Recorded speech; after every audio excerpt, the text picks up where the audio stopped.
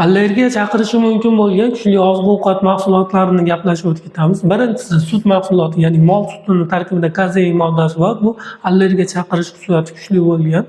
Keyingi mahsulotimiz tuxum mahsuloti. Tuxum mahsulotini oq qismida olbumin oqsili bor. Bu allergiya chaqirish xususiyati kuchli.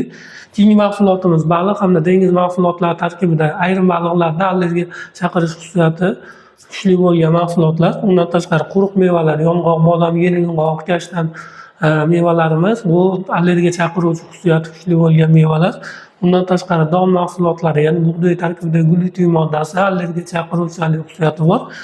Undan tashqari quruq ho'l mevalarga keladigan bo'lsak, ko'pincha qizil mevalar, ya'ni qulupnoy, yo bo'lmasa pomidor, sabzi, yo bo'lmasa sitrus mevalar, limon, yo bo'lmasa mandarin, apelsin mevalari bu allergiya chaqiruvchanlik xususiyati kuchliroq. Undan tashqari shirinli mahsulotlarimiz, ya'ni shokolad, kofe mahsulotlari tarkibida kofein hamda teobramin degan moddalari bor. Bu allergiya chaqirish xususiyati bor. Keyingi mahsulotlarimiz bu sun'iy oziq-ovqat, ya'ni oziq-ovqatlar, shirinliklarga qo'shiladigan ranglar hamda ta'm beruvchi moddalar bu allergiya chaqirish xususiyati bor. Keyingi mahsulotlarimiz dukkakli mahsulotlar, ya'ni morj, no'xat, loviyalar ham allergiya chaqirish xususiyati bor. Bu allergiya chaqirish xususiyati moyilligi bo'lgan odamlarda yuzaga kelib chiqadi. Endi bu mahsulotlarni allergiyasi bor odamlarga tavsiya etilmaydi.